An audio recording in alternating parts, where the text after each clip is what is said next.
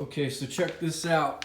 This is where the old exhaust, I had wrapped it before, and you can see how the metal is still pretty decent, but this is where it wasn't wrapped at all. You can actually see the metals flaking off of the pipes.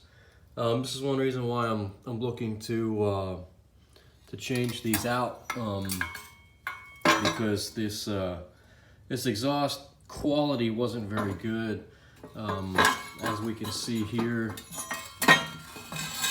I mean, this thing's terrible, absolutely terrible. So the new exhaust doesn't look anything like that, but